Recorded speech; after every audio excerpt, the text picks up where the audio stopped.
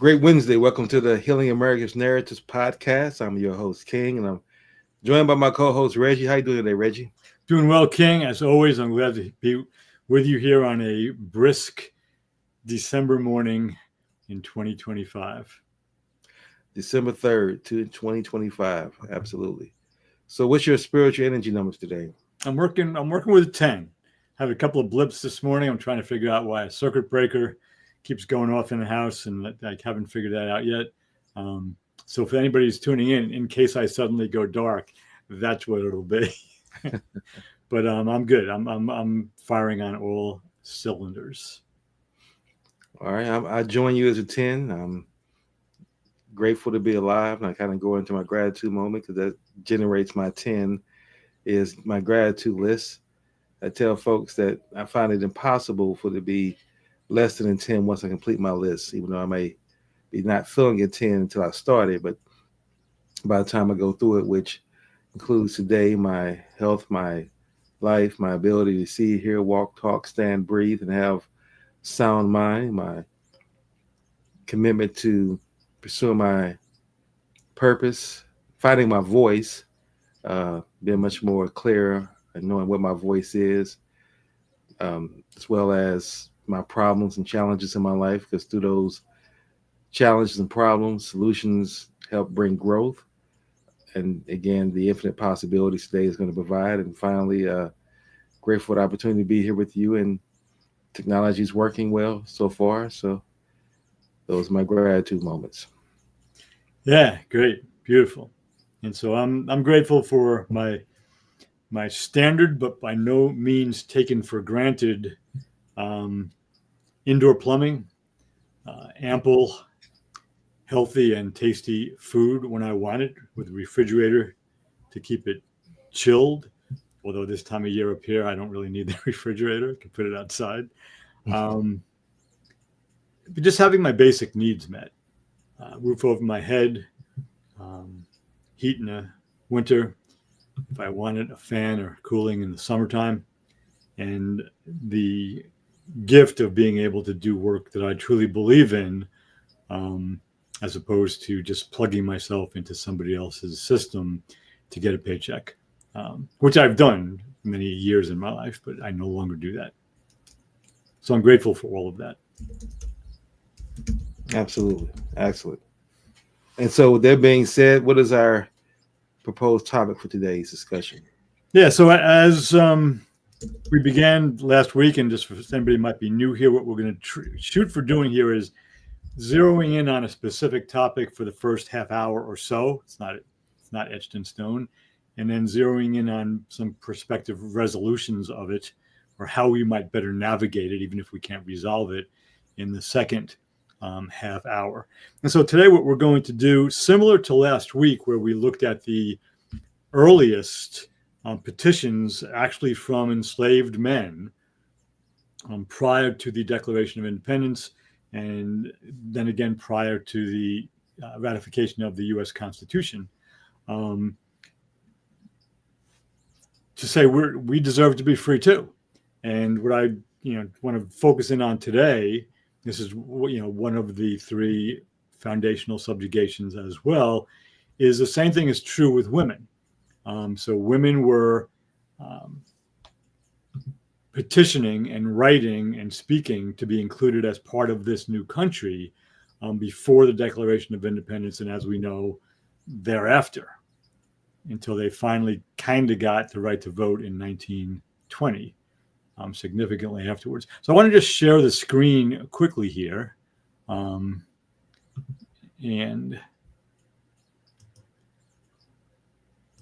make sure I can get the one I want. Yeah, I'll do this one first. So it's probably going to be pretty small. This is a letter. Just show you the headline here. It's a letter from Abigail Adams to John Adams in March 31st, 1776. And I'm going to just scroll down for a second and just read part of it.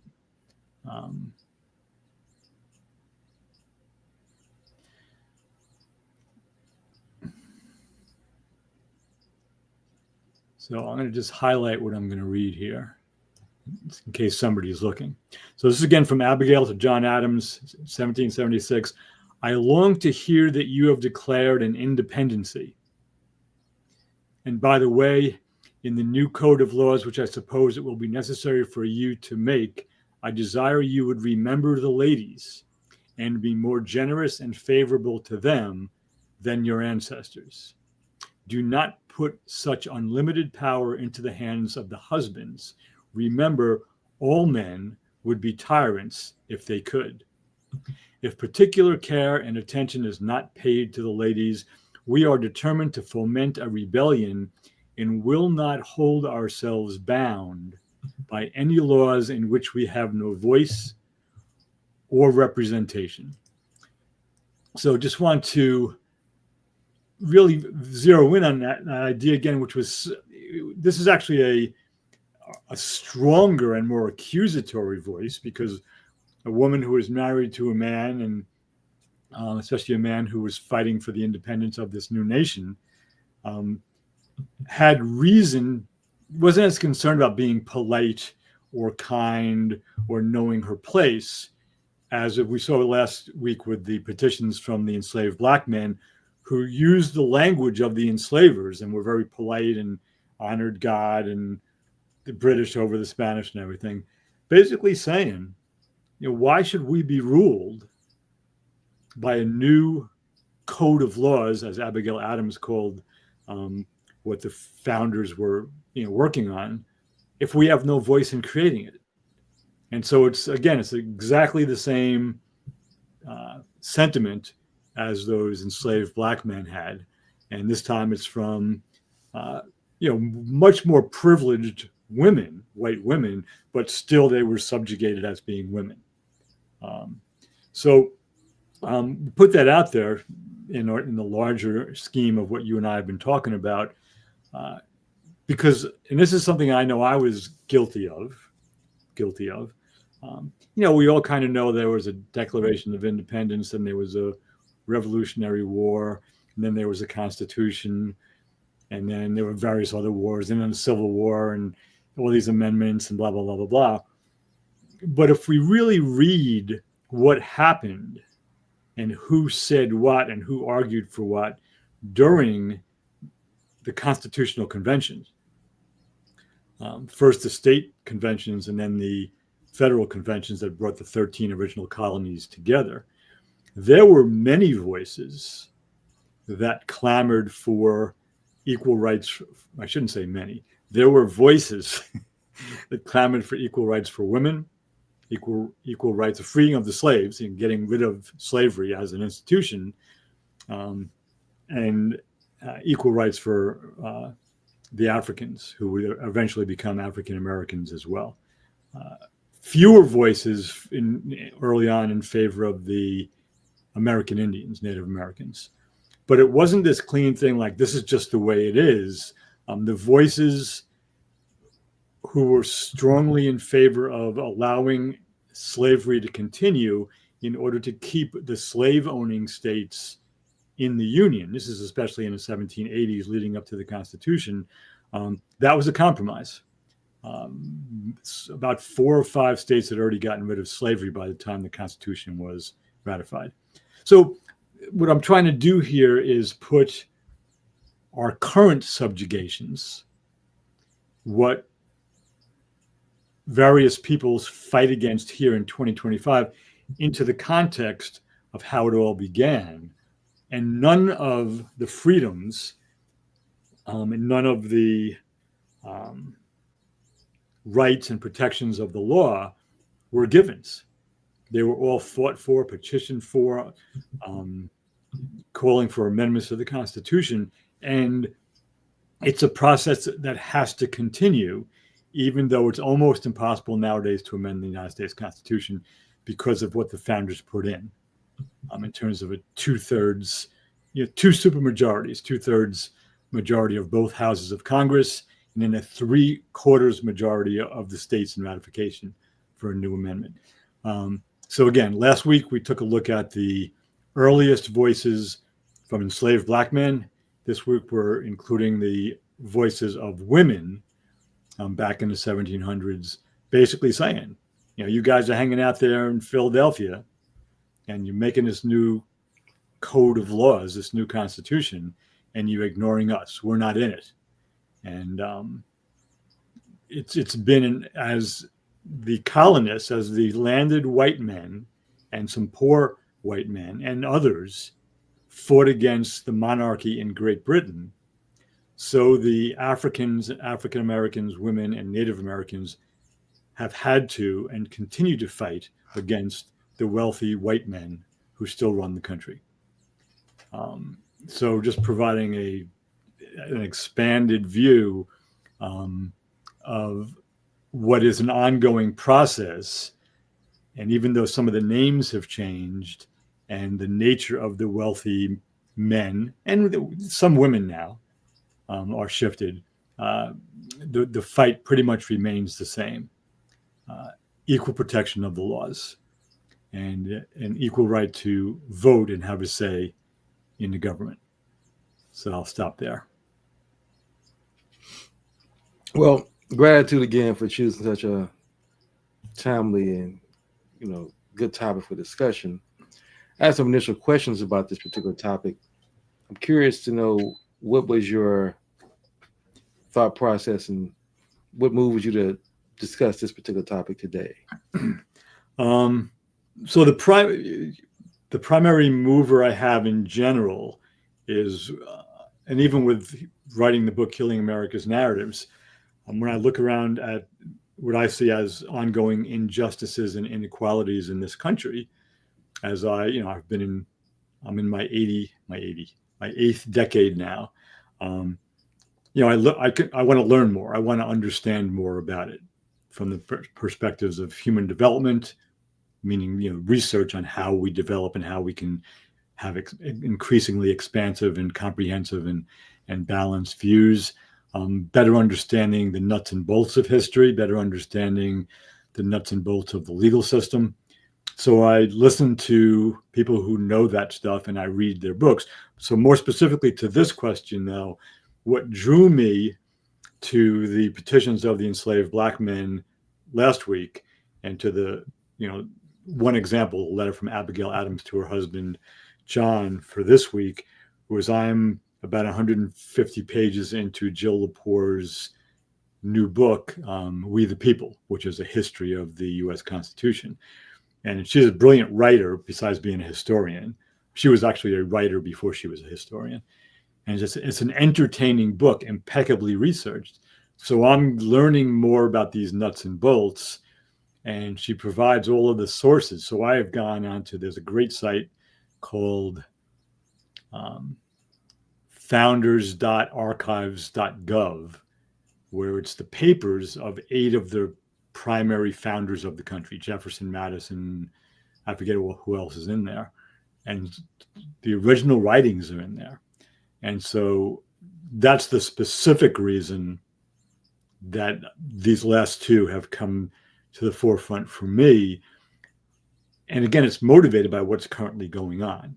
The president attacked a particular group of people of color a day and a half ago, attacking people from Somalia for some reason, who are, hardworking immigrants who come to this country.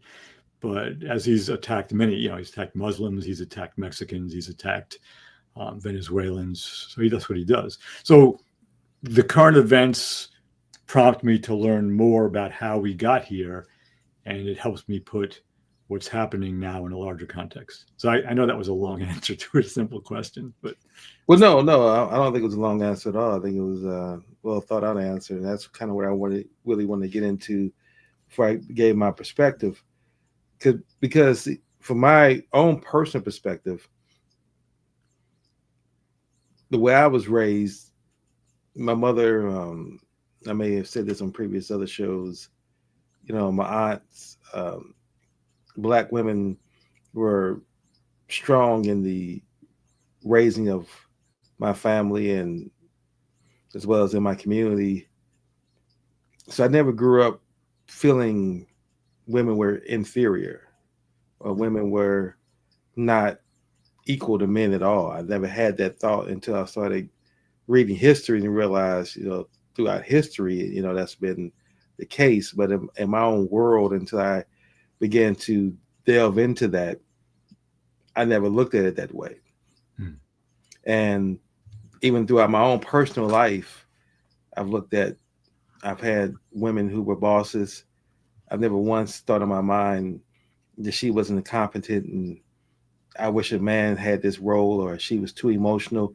See, those thoughts never enter my mind at all. It's just not something that's in my as I would say, my lexicon, in my worldview in any way.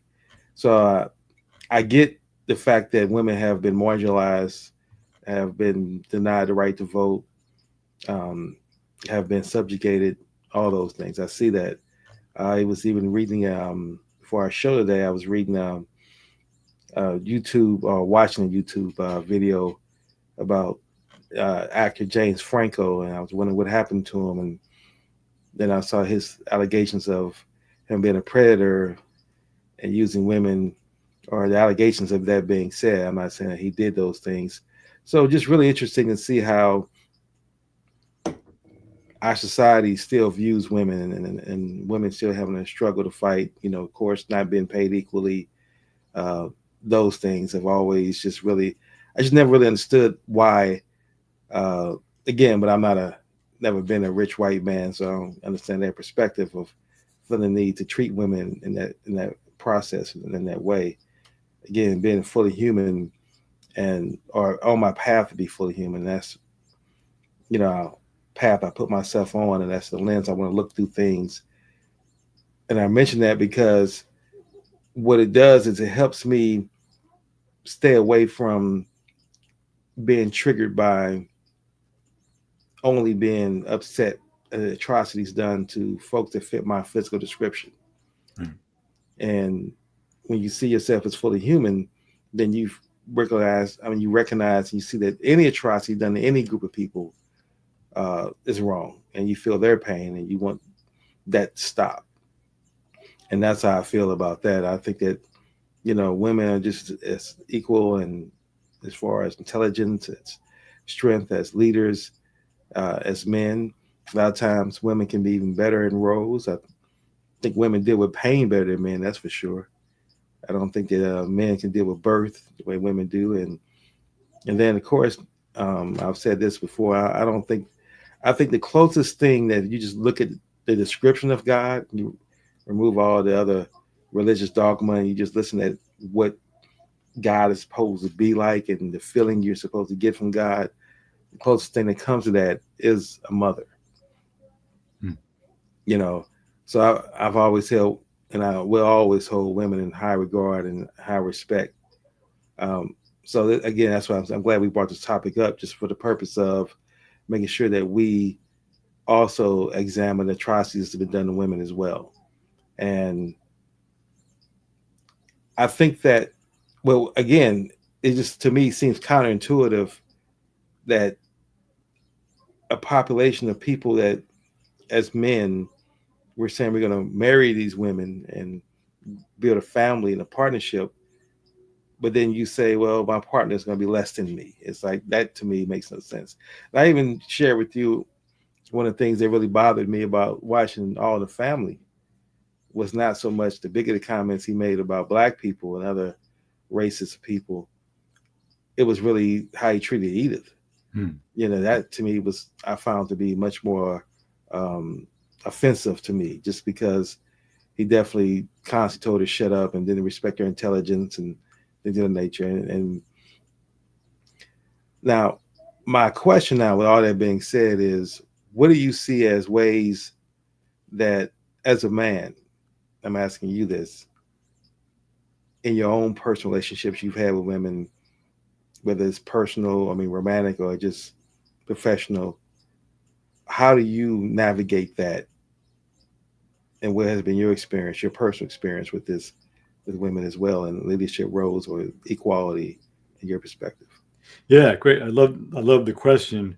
I'm going to just preface it by I'm glad you mentioned your, you know, childhood, your young man's view of the women in your life, your mom and your aunts, that you never thought of them as inferior because you just saw who they were. And I had that experience, a similar experience, especially on my mother's side of the family. My mother and her two sisters. We used to always joke that there would be a special place in heaven for my father and the other two sisters' husbands because the women were so tough. They were just tough. They were first generation Italian Americans, and they were just tough. And they took nothing from anybody. You better be careful around them. And they weren't perfect. They were judgmental, and they all of us got hit when we were kids. So there were some flaws in it, but it was a different generation, and not that it was okay. But I had that same itch. My mother was a first grade teacher, and she went to work, came home, and did the cooking and all that kind of other stuff. I never had the impression that women were inferior. Never, it didn't rub me that way. So you were not, and that's what a lot of people now, I would call that direct experience in psychological circles. That was my direct experience. You spoke of your direct experience. In academia now, they talk about students who have a lived experience of something, and you have to honor their lived experience. But they're talking about the same thing, what somebody has gone through directly. So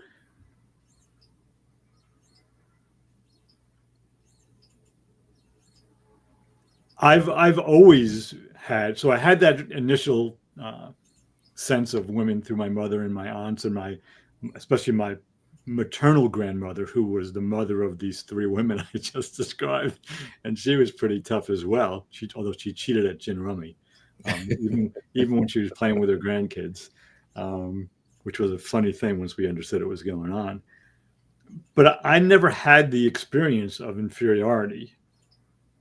That women or girls were inferior. I was lucky enough to have two girls on my block, one who was my age, the other was about 2 years older. And back in the 1960s, we called them tomboys, because they played all the sports with us. They played baseball, they played football, they played basketball, and they played hide and seek and whatever else we played. So I knew there was difference. And as I got into, puberty and into adolescence, I knew that I was attracted to them, and I was afraid of them because I didn't know how to interact early on. But I began to see the inequalities, and then because of my age now, I've watched the inequalities begin to be fought back against, and I've watched in the business world, in the world of education, in the world of athletics, and in other worlds, I've watched the ongoing movement toward true equality.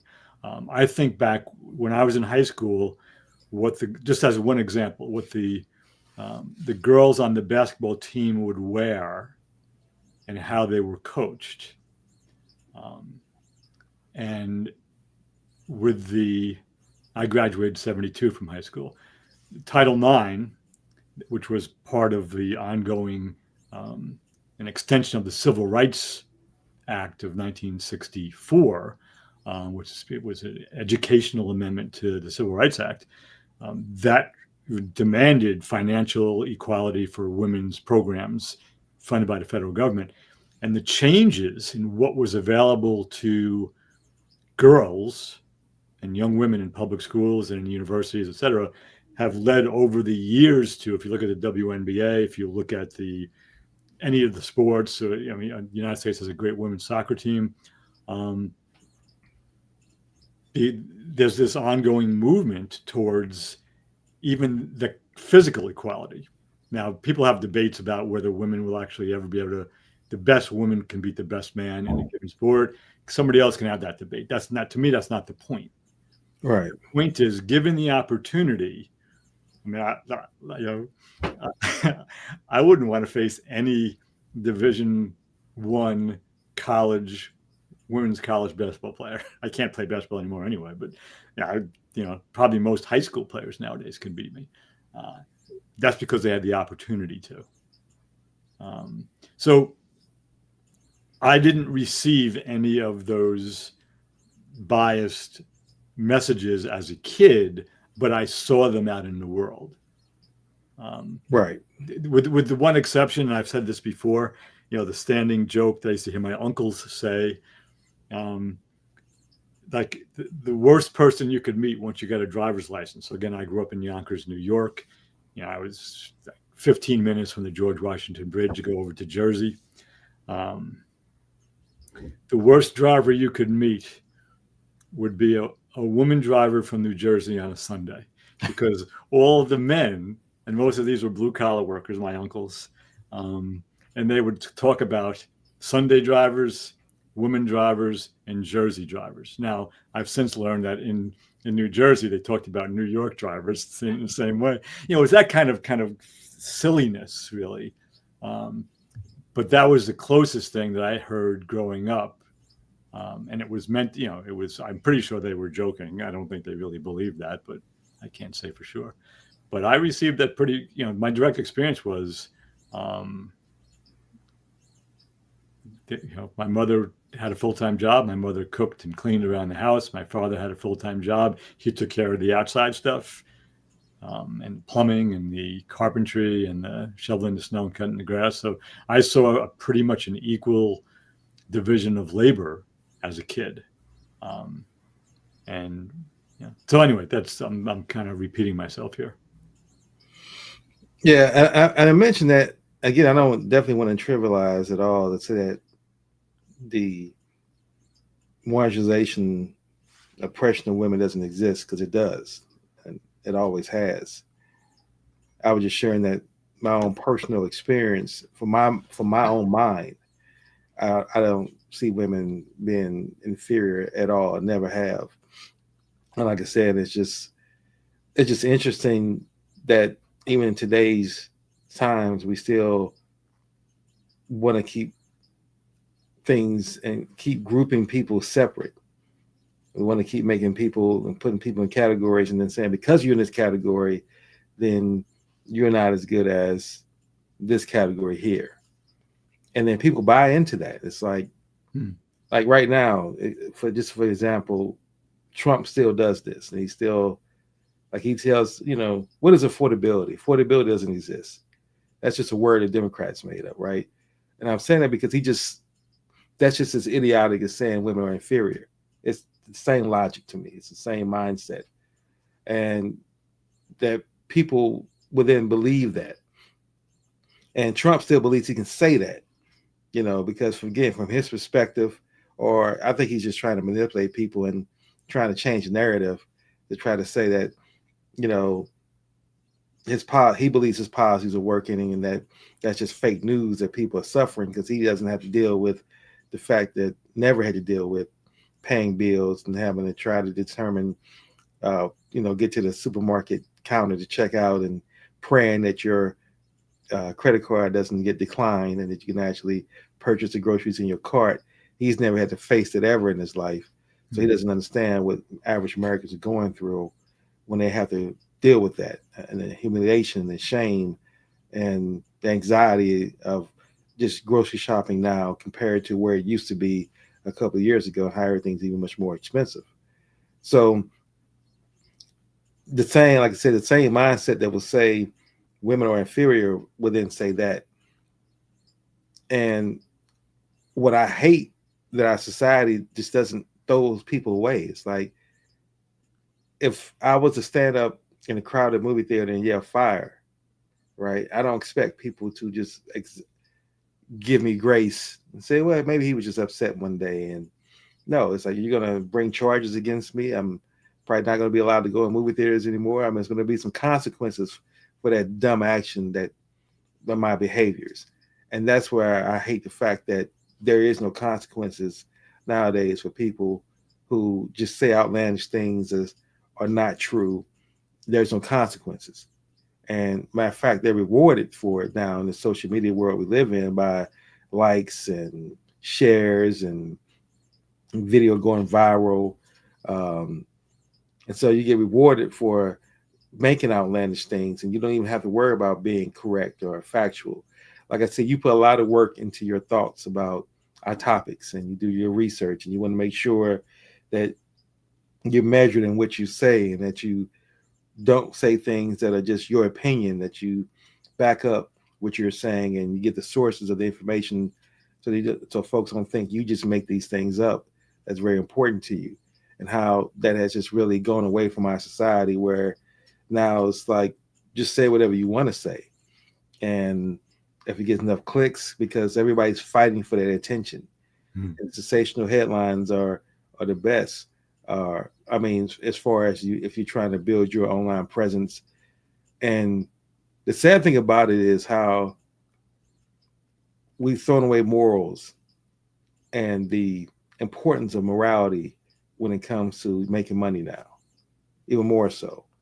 And that's a part to me that's troubling about this world that we live in, is just how people just are quick to just repeat talking points without having any basis behind it, without even thinking about the fact is, as much information as we have with the internet nowadays, where you can just research what Google has given us for the last 10 years now, and now with AI and its advanced research, how you can now just so many tools where you can research and get sources and compile notes and really look at things from a critical standpoint.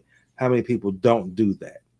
How Mm. many people are just willing to listen to a talking head who just, and they know they just get paid to give their opinion. Like just quickly on that point, and I'll conclude my argument. And I know it's a little shift from our topic, but I just want to make this point.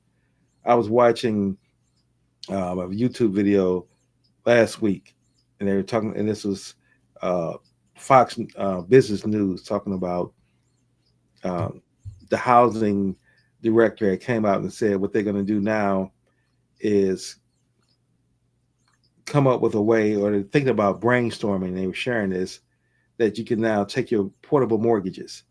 So you can actually take your mortgage and your interest rate with you to your next house. And they were thinking about how that's the solution being proposed by the housing director in Trump's administration. And these panelists were actually discussing this as if that was viable. And it's like with no understanding of real estate or understanding of mortgages, and it's how that the whole process of mortgages work. And I think that's a even a conceivable idea. Like for example, if you were to buy a house, your current mortgage now was 2% because you got it refinanced before Biden got in office, and you had the interest rate. And now you can go buy a house with your 2% interest rate, and then I have to get a new mortgage. We both competing, we both putting contracts on a new house. You can afford more because you have that cheaper interest rate. That's not even fair. And that's just at the very basic level of understanding. And these news analysts couldn't even decipher that, as far as how that just was not fair. It was just idiotic ideal. And I make that point because that's what people are consuming for news and information. These people who have no understanding of what they're talking about, they just make noise. And because they make noise, they can make it in a sensational way, and they bring graphics and they throw in jokes with it, and they make it funny, then it's more palatable to people, and people willing to think or even consider that. And that's the part that I believe is going to be, regardless of what administration is in office, we have to begin to really think about the dumbing down of society and the overall impact that's going to have on the next generation, because more kids can't read as it's coming out. Reading is not as writing is not as important anymore because you're tweeting most of the time, and you don't have to put your thoughts together well when you're texting and tweeting. You just put some information, and now you shorten the words intentionally to fit the text window. So that for me, combined with the fact that the injustices out there, whether it's women, whether it's blacks, whether it's Jews, whether it's Native Americans, what's going on in Palestine, all these injustices in the world. On top of that, how people are so gullible and not connected to critical thinking, it just to me is the greatest atrocity of all. Yeah, there's just a lot there. So what I want to do in order to gently move us towards the part of the podcast where we resolve all the problems, but where we talk about navigating some of what we're raising here. So we're not just saying, okay, here's what's all the things that are wrong. But two things that continue to surface for me, and you kind of alluded to them, and I'm going to use my own language. The first one, this is the least important of the three, but there are three things actually. So we've been speaking about women and subjugation of women, and for over 3 years now we've been differentiating men and women as compared to the masculine and feminine energies. The masculine tends to be more individual, more assertive, more concerned with justice than with mercy, more concerned with wisdom and compassion, more concerned with solitude than with intimacy, whereas the feminine is a more of a communal, a relational energy, more concerned with mercy than justice, more concerned with compassion, et cetera, et cetera, et cetera. So again, we're not saying that all men are one way and all women are one way. Any man or woman, regardless of their sexual orientation or their gender identity, can have an integrated balance of these masculine and feminine traits. So if you look at, and this is, again, the least important of the three things I'm going to say, if you look at the Trump administration, because that's how you actually began, if you look at the women who are front and center in the Trump administration, Carolyn Leavitt, the press secretary, Kristi Noem, Homeland Security, Pam Bondi, Attorney General, the three of them manifest the unhealthy masculine. And us versus them, assertive, aggressive, kind of insulting, individual manifestation. All within the confines of the Trump administration's us versus to them, the Democrats and all the people that Donald Trump doesn't like. But they're, it's like they've gotten to these positions of power, but they're behaving like the worst of the masculine, even though they are identified as biological females. So that's just one, again, the least important of the three things. The second thing, and this is, I think, is very important. I, wrote this several years ago, and for me, I'm becoming increasingly convinced that it's true and it's important. That if I had to say the one way to describe the shadow of the United States, the downside of the nation, its tragic flaw, its original sin, that was true at the beginning and it's true now, is that money, things, and beliefs are more important than human lives and other living things and the planet itself. So money, financial wealth, things, material objects, and beliefs are more important than people and other living things. And then the last piece of that is of the four developmental worldviews we use as shorthand. It's about me, it's about us, about all of us, about all that is. And I said some years ago that it's all about us and our group. The group-centric view is the one that's responsible for every human atrocity at scale, the Holocaust, any genocide, all wars, us versus them. That again, even when it's not a war, I'm going to double down on that. Even when it's led by a me-centric individual like a Putin or a Trump or a Hitler or a Stalin, it's the us versus them mentality that does the damage. And that is the primary message of the Trump administration. It's us, the MAGA Republicans, the true Americans, against the rest of the Americans. So this valuing money, things, and beliefs, and this us versus them perspective, if we can agree, loosely agree, lightly agree, that those are major issues that need to be dealt with, how might we deal with that? Again, how might we shift the values where human life and other life, trees, plants, elephants, giraffes, cats and dogs, the planet itself, are more important than money, things, and beliefs. Now, we're not saying, especially in the society that we've created, that our ancestors created and that we perpetuate, I'm not saying we get rid of money, things, and beliefs, but we shift the priority what would we need to do to take care of all of the humans? Let's reduce it down.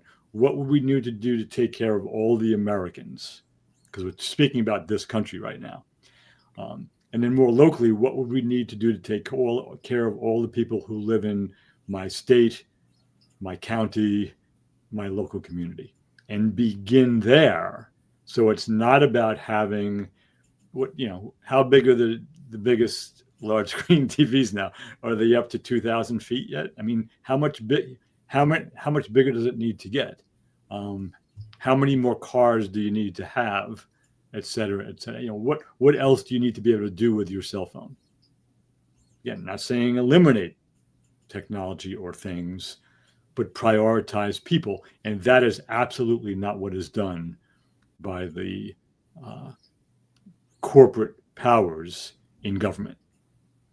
So we need to make living things more important than manufactured things. And we need to work towards, and we're all in this together, an all of us centric worldview. Those are the two moves that I think are essential. And neither one of them is easy. Well, I agree with you 100%. But even beyond our government, the leaders that we have that are supposed to be leading the masses of people, whether they're community leaders, whether they're um, church, what bothers me is the fact, like, for example, this past weekend, the boycott that everybody was advocating for, not shopping on Good Friday, not shopping on Cyber Monday. These are these days of the year that's been allocated for shopping, and people are saying, "Well, we're going to boycott now." And then everybody gets in this roar of, "Hey, let's boycott," because they're going off the emotion. And now I didn't shop on those days, but it wasn't because of the boycott as much as just not being interested in shopping right now anyway. But my point is, what people don't take in consideration when they're making these statements is the fact that you're picking the two best days of the year that are products are considerably the cheapest, and you're saying don't buy on those days. But then now let's go back to shopping when things now are regular price. And what did you accomplish when you did that? What was the goal? Like, did you make the corporations now start listening to the people? Did they raise um, are they paying their employees better? Employees treat. I mean, what were the demands? It's like you just said. So basically, people who are struggling financially now, the two best days of the year to shop and get the best deals, they didn't shop, so they missed out on that. So now they go back to shopping now, and where they can't afford things, and so so it's like there's no true plan. It's just emotions. That's just act for the sake of acting. And on the same token, um, this pastor out of Houston that from Baltimore, Jamal Bryan, he talked about boycotting Target, and he's been boycotting Target for the last 5 or 6 months. And it's like, okay, yeah, you're really hurting Target's pockets, and it's like, okay, well, that sounds good, and you're getting a lot of attention and a lot of exposure, and you're getting interviews, and your personal profile is growing now internationally. But what you're not taking into consideration, number one, is, and I was here in Baltimore when Target moved out of Baltimore 4 or 5 years ago from an area in West Baltimore in this mall called Mount Diamond. Mount Diamond. I'm pronouncing it incorrectly for Baltimore folks who hate the way I'm doing it. My point there is that he's not taking consideration of the jobs that left with that. Right. And when Target left that community, that was the only true grocery stores those folks can shop at, and that impacted them not being able to shop at their grocery store. Some of these WalMarts, yeah, Walmart is definitely a store that has all these employment issues and the way they treat their employees bad and things, but yet and still in some of those rural areas, that's still the only store around for the folks to shop at. And it's easy for me to live in the area where I live at and say, don't shop at Walmart because I have choices. I can just not go to Walmart. I can go to plenty of other choices. But Walmart's the only choice there, and the leadership is telling folks don't shop there because we want to boycott them to serve a point to make that platform to grow their platform. They're not taking in consideration the trade-offs of the people whose jobs are going to be impacted, the folks who can't travel to a lot of places. That's the closest store for them to shop, the least expensive store for them to shop. And you're saying we want you to take the sacrifice and not shop here, where I'm going to shop where I shop. Well, we want to send that message, and we want you to be the ones that carry the torch, so to speak. And that, to me, I have an issue with. It's like, and that's the issue I have with our leaders. It's that, and that's to your point about the government not putting people first and all those things. Well, and that's why I always argue the system. It's the systems that put that we got to fight. As we don't destroy the system, we're just pretty much playing within the system, and we're not changing anything. We're just literally using that expression, moving around the deck chairs on the Titanic. Okay, we're gonna move from this side because this it looks better, and everybody on this side has equal rights to a chair, but the ship is going to crash. The boat is headed toward the iceberg. So it's irrelevant whether or not we have equality with how we place the chairs right now. We got to come up with a better plan. And that's what I would love to see is more thought. And that's why I really question the people who position themselves to be leaders or influencers or want to get out here and champion causes when they don't themselves sacrifice or don't take in consideration of the fact that the people who really are going to be losing their jobs, losing access to stores and the ability to shop, they're the ones that's going to suffer. Ask them, should they boycott? To me, that's what I would want to hear. I want to hear what the community, the people who are truly going to be impacted by Target closing, Walmart closing, do you really want this store gone? Now, if they're willing to do that, then that's a different conversation. But it should never be people who don't live in that community champion and causing impact for the folks who do, and they have to suffer for it. Yeah, I mean, I agree with that wholeheartedly. In fact, as you began, what came immediately to mind, and and you spoke for long enough that I could actually get. I had a hint of something that a source that speaks directly to what you were saying. I couldn't think of the author's name, but it finally came to me, so that was good. But the idea, if you're going to do a boycott or a demonstration or whatever for good, something that we would agree on that might be good, you can't just do it without really understanding what you're doing and the possible ripple effects of what you're talking about for the people who are involved in it. And so there's a book called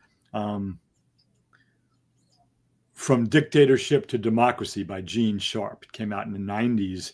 In fact, it made its way around the world by itself before it was actually published. It was a PDF and a pile of printed pages, and he didn't, not that he didn't care, but he wanted people to have it. It's used in Southeast Asia, in parts of Eastern Europe, South America, and the United States.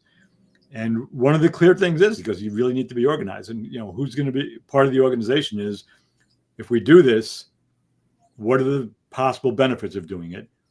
Who besides these big organizations might we harm? And that's what you were speaking to by doing it, et cetera, et cetera, et cetera.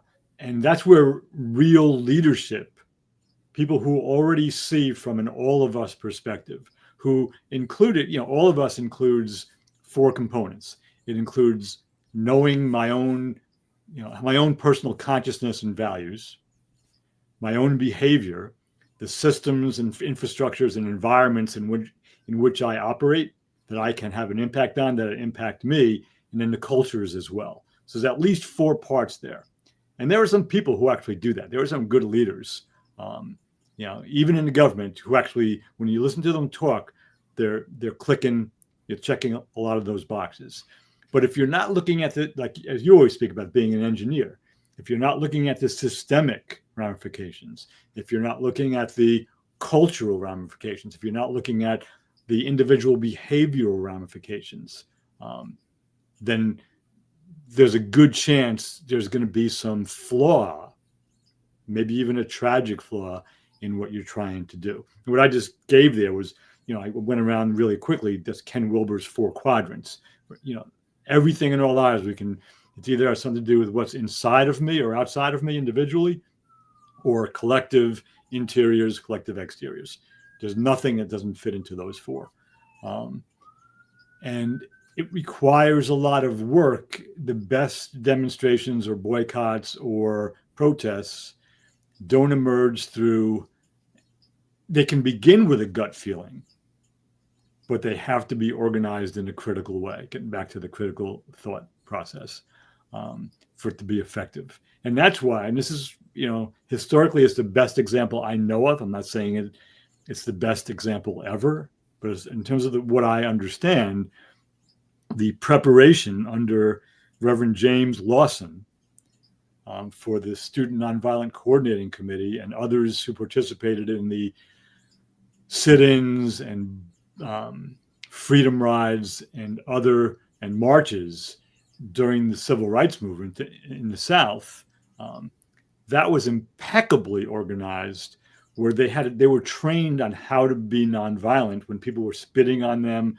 when people were handcuffing them, where people were calling them horrible names, because they knew that in the situation they found themselves in at that time, that was the strategy that would be most effective. And it was, once the televised versions of the slaughter, the attack at the end of the Edmund Pettus Bridge, the young black children being attacked by firefighters with fire hoses and cops with German shepherds on leashes.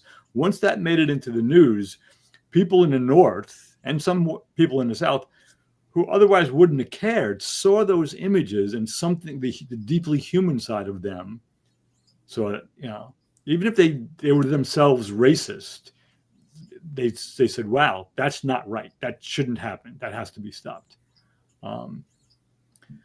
But if the folks sitting at the lunch counters in their white shirts and wearing ties if they were men, and their dresses if they were women, if they got spat on or were told to leave and were smacked around, and they just fought back and it became a brawl, that part of the civil rights movement would have been nowhere near as effective.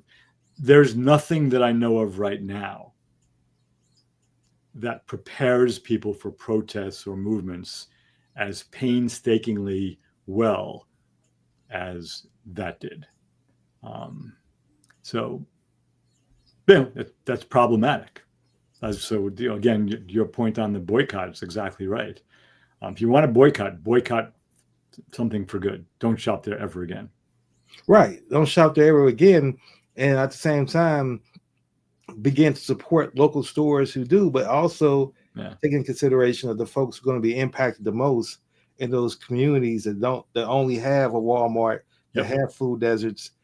Understand how they're going to be impacted by that boycott. Yeah. What are you asking for them to do? And that to me is what I don't see in our world today, as we talk about, being fully human and understanding my perspective. Again, you and I both, you felt the need not to, and I get that, to define it. I wanted to create frameworks because that's how my mind works in the process. And I wanted to be able to give people, for myself on this journey in particular, how do I become more fully human and how do I look at it? And again, the growth mindset, realizing that what I know today is not infinite. I don't have all the answers, and I may learn, and tomorrow I may think differently about something, and I'm willing to learn and grow and take that into accountability. My self-awareness, making sure how my actions and my decisions and my behaviors not only impact my life, but impact the world around me, my community, and my environment as well. And that to me is, those things are important. And having a service mindset, being willing to help people and give back when you can. And so that's what I would love for folks to look at. How can I do better? How can I be a better person tomorrow than I was today? Just that simple question can then begin to spark some energy and getting people to start to think about things on a deeper level and stop creating sound bites and stop saying things like, left and right. At the end of the day, it's either justice or injustice, it's either kind or unkind. And yeah, politically, the left doesn't have all the answers, but we can say they're not as cruel as the right is. But even though I know under both administrations, there's still going to be the wealth gap that's going to keep increasing. There's still going to be uh, massive unemployment. There's still going to be homelessness. There's still going to be all these things that continue to impact us. Neither one of those parties are going to work to resolve that because at the end of the day, money moves politics more than anything else. That's where it comes down to. But we have to at least look at ways that we can stop just not being so cruel to one another and celebrating the cruelty that we see. And as long as we have the person that's in office that can just quickly say, well, the reason that everybody is affected by what's going on right now is because the other person did it. And if there's any success that be had, I created it. And then people go with that, then you're in a cult, you know. And that's one thing I will say about Democrats. I don't consider myself a Democrat, definitely not a Republican. But one thing I will say about the Democrats is the fact that they are willing to not hold on to their leaders and say they can't be touched. They don't idolize their leaders. Like, I believe people who love the Democrats, if Democrats are on the Epstein list, they want them to get locked up just as quickly. They're not going to try to protect them. They're going to say, well, no, let's give some grace to Bill Clinton being on that airplane. No, if Bill Clinton was on the airplane, he needs to go to jail. And I think most Democrats would agree with that, where you don't hear as many Republicans saying that about their leaders. They give grace, they give excuses, they give that. And that's the constant media barrage that we constantly hear. And so I'm going to kind of shut up on my points. I think I'm rambling a little bit around that. But at the end of the day, my goal is, and my advice for folks is, if you have any doubt on what you should do or how you should feel, ask yourself, what is the kind decision to make?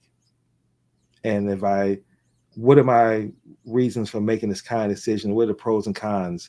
Should I make it? And how would I not only impact my life, how would it impact the lives of others? Yeah, beautiful. I mean, that's that idea of fully human again is finding that, and then appropriate is the right words. For some people, it's an unsatisfactory word, but what's the appropriate location in this moment for me with regard to being right or being kind, being compassionate or being wise, being just or being merciful? In other words, for any situation, we need to find that. And if you're a person who's getting up every day and doing, your job and raising your kids, or if you don't have kids, whatever you're doing, if you're out there doing, for the most part, doing good, and you have a shortcoming, you fail at something, you fall short in the moment, that's part of being fully human too. We all screw up. We all make mistakes.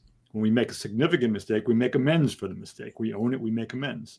All of that is part of being fully human. Fully human is not being a perfect person who gets everything right. That person has not been invented yet. Invented is intentionally used there.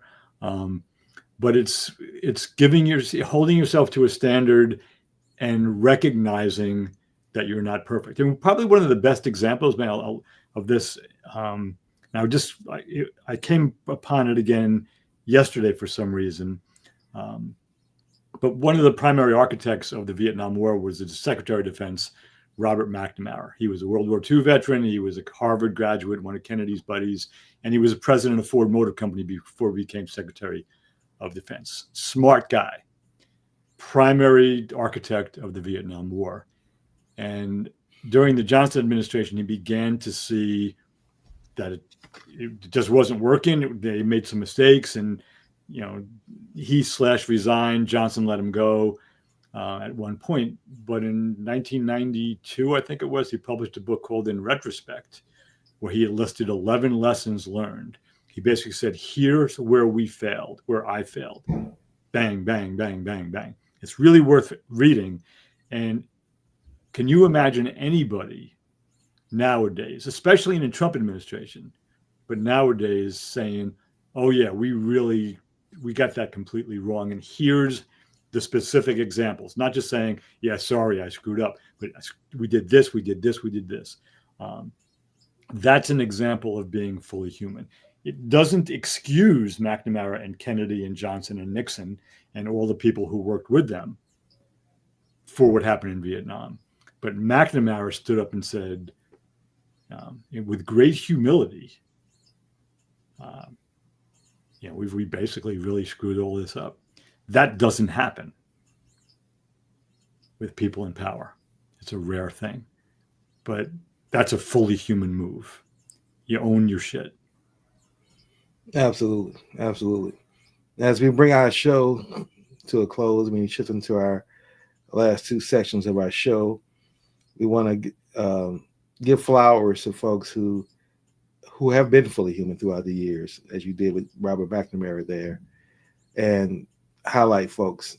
And one of the things that I want to do is highlight again the folks who are fully human, who people out here who are being kind to one another, who are not just being kind to people because they fit the same racial description or the same gender description, sexual orientation, ethnic group, but because they see humanity in them and they are willing to be kind to them and helpful to them and gracious to them. Those are the people I want to lift up. So the one, I'm not naming specific names, but the ones who are doing that work, who are actually being out here involved and just being kind and showing love, those are people I want to give flowers to today. Yeah, beautiful. I love that. So I'm going to give flowers to somebody that actually I had to go check his name because I only know him by his position. I realized I've been listening to him talk and I just never paid attention because I just know his title. So Brandon Johnson is the mayor of Chicago. And I've watched him, especially when the certain people in the press ask him what I consider gotcha questions. Mm-hmm. That almost no matter what he says, he's going to lose in some way. And he's just really thoughtful, extraordinarily knowledgeable. He knows what he's talking about. That goes without saying. No, it doesn't go without saying. He knows what he's talking about. But he navigates these things. He answers the question. He tells the truth. He gives his view on the question asked. And he's just one of the most skillful people I've seen in public life in a while. Just really present. Even when somebody, I'm guessing because I'm projecting onto him that he's bristling underneath, like I'd be bristling. He just stays calm, and he gives these wonderful responses to questions that, for the most part, feel designed to put him between a rock and a hard place. So I just want to, name him as somebody I have a lot of respect for. Well, great choice. I'm gaining more respect the more I learn about him and the more I hear his stance and what he believes in. So I concur. Great choice. Yeah. Well, as we wrap up today's show, again, this has been another episode of Healing America's Narratives. Until next Wednesday at 10 a.m. Eastern Standard Time, let's continue to look for ways that we can all become more fully human. Thank you.